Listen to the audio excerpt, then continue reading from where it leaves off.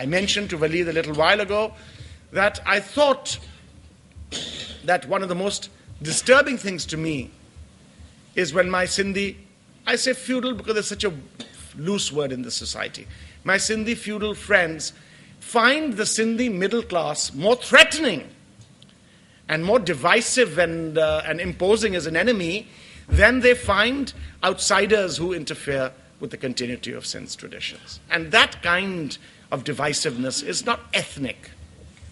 That is, having taken the ethnic factor into account, you are opposing the democratic emergence of classes that will take society forward. And therefore, I appeal to the guardians of Sindh to broaden their views as to what the tradition of Sindh includes. And I think a corollary is necessary up here. Along with the cultural identity, we seem to forget, we seem to ignore the fact that Sindh was a land of several religions. As a result of partition, we were left with a residual of Hindu populations. What have we done? What have we done to safeguard, to provide security to provide assurance to provide a sense of belonging to these people who form part of our tradition? We speak about respecting a tradition and we disrespect it every day in our treatment of minorities. I think this kind of dualism, this kind of sleight of hand is not acceptable within the Sindhi tradition.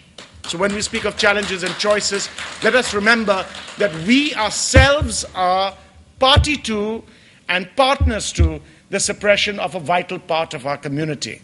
And we have consigned such a large number of Sindhi Hindus, so important a part of our heritage, to a position where we don't accept their relevance, their importance, their security. I mean, Sindhi Hindus today, when it comes to marriage, when it comes to abduction, when it comes to kidnapping, they have nobody to turn to. They make occasional headlines on television news only because our young demography is more inclined towards humanism, and we, the guardians of Sindh, remain silent upon this diffusion. Do you think that Karachi, who had several thousand Parsis, you think the Parsis simply died? You go to a Parsi wedding today and you'll find that everybody is above 60. The young Parsis of Sindh who came here, whose ancestors came here in the 19th century under the Talpurs, who worked for the development of Karachi's civic consciousness. And without Karachi's civic consciousness, you cannot really speak of an urban consciousness in the early 20th century, except perhaps for the Hindus' participation in the development and moving forward of Shikarpur, of Hyderabad, of so many towns. So when we look, we don't bemoan the exit of these people. We ignore what we do to them in our effect, in our desire to deal with challenges. What ideology are we speaking of which excludes everybody? That ideology is not there at Bhitsha, at the shrine of the Shah, where people who are Hindu, who are Muslim, also come every Thursday night to praise the Shah, to sing his verses, and to sit till the Rag Soni is sung at 6 in the morning or 7 in the morning, and the shrine finally says goodbye to the musicians that come there every day. So what are we talking about? When a former chief minister of Sindh, it takes 1,500 rupees a month to pay a fakir, and 6 fakirs form a group. And there are 7 groups or 8 groups in Bhitsha. When a former chief minister of Sindh cut the stipend to end the kind of invocation of the Shah's verses every night for the last several hundred years at his shrine, how many people in Sindhi society protested? So what is this moral guardianship? What is this exclusivity which consists of no responsibility? I think democracy and responsibility are the keynotes of the Shah's message if you narrow it down. And I think adopting an exclusivist posture in an intellectual sense without a moral inclusiveness to the young demographic thrust that comes in Sindhi society and which will overpower us or even destroy our identity unless we are vigilant is terribly important.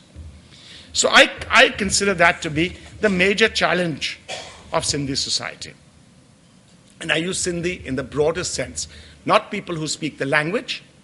And do you blame people for not speaking the language? How many centers of Sindhi language are there in the universities and in higher education? How many centers of Sindh studies are there in Sindh, let alone in Islamabad? If I cannot be a good Sindhi, I cannot be a good Pakistani, because I am Pakistani by virtue of being Sindhi.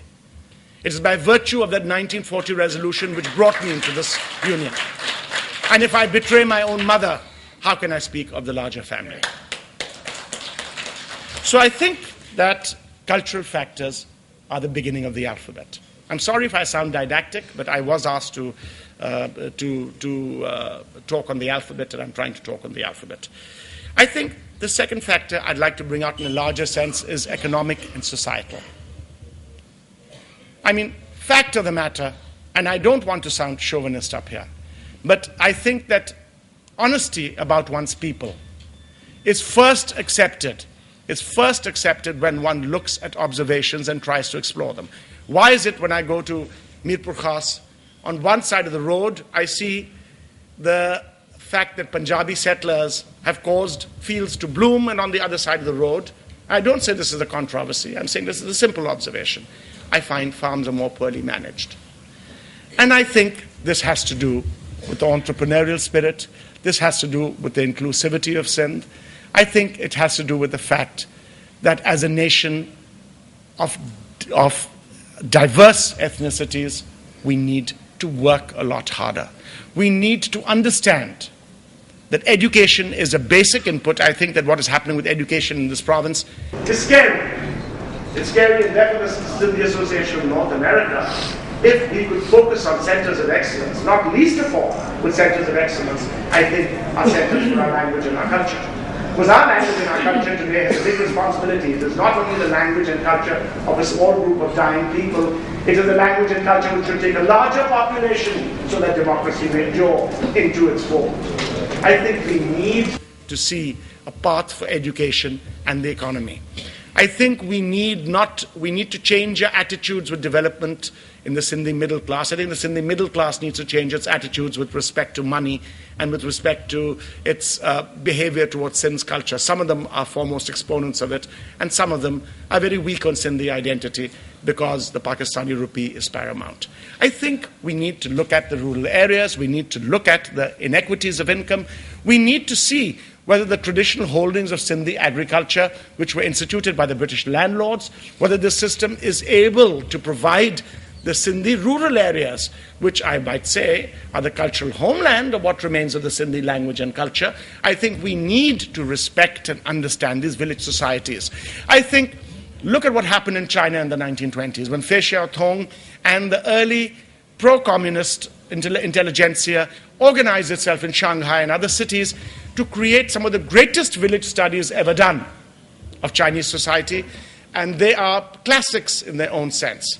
Even in India, we had historical movements that spoke about the grassroots and explored the grassroots in various parts of the Indian Union today. How many such subaltern studies do we have on Sindh? How much village society are we looking at? How many anthropologists are working to document this area of society, to harness initiative, to look at labor productivity, to look at sharecropping systems, to look at economic disbursement systems, to see how our rural sector performs? I don't say that Sindh is only the rural sector, but what have we done for the sector that's been around for thousands of years? It takes a new Sindhi, may I add, like Dr. Adib Rizvi, to go to Thatta Ridge, to weep, to give up his entire pensions and benefits for the rest of his life to the cause of creating a medical infrastructure in Lower Sindh to battle the flood. And up here, it takes us months and months of trying to persuade government organizations to allow us to construct homes for people who have been dislocated in the flood, the money for which they're not paying for. It's just the permission to be able to construct. It's not that they're enemies of Sindh, it's that to them, their power and their authority to disburse is more important than the fate of that poor Sindhi who has no place to sleep with his family as a result of the floods. So I think that we need to speak of an economic and educational revolution, a demographic revolution that is paralleled by a perception and understanding in education where our culture and our language must occupy major place. And of course, I think we need to dismantle the bureaucratic and historical, and I think we need to dismantle the regulation of the Pakistani state, which is inhibiting the economic regulation, which is inhibiting our development. Let me give you an example. One of the reasons we've been coming down hard on government in the print media in the last few days is we've been negotiating with them.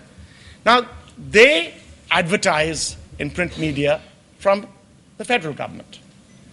They decided to devolve ministries as per their policy, and now the devolved ministries have passed advertising dues, which certainly the Sindh government or the Punjab government is not going to pay for advertising done as a federal government, which they cannot, for hundreds of millions of rupees, they cannot accept as being their dues, because now it's been devolved.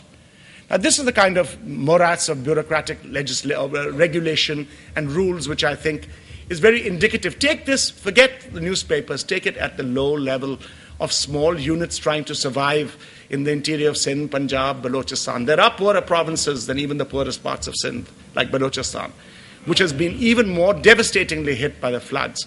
What happened to Shah's philosophy then? How many organizations in Sindh went to help their Balochi brethren? I think that there are countless examples of contradictions in our own acceptance of our own ideology, which I won't need to go into. But I do want to say this, that the dismantling of regulation, the feeding of the entrepreneurial spirit, with Jahangir Siddiqui, as I said, I see a ray of hope on the horizon. But I think it's so important to mobilize our young, not to frustrate them, to give them opportunities, to allow their professionalism to develop, and to allow a new kind of educational curriculum and training centers to prepare our population for the global village of tomorrow. I don't want to go on and on. I've taken up my time, and I can see that if I look at Waleed Sheikh's face, he will look a little desperate and polite as host to wonder why I'm still standing here. I just want to tell you that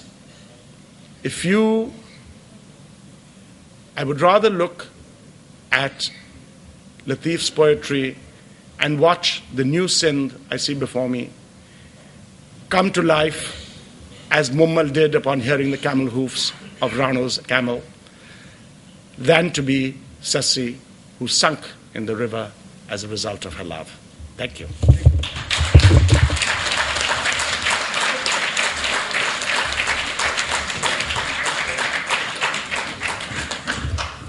You've made a fan out of me, sir.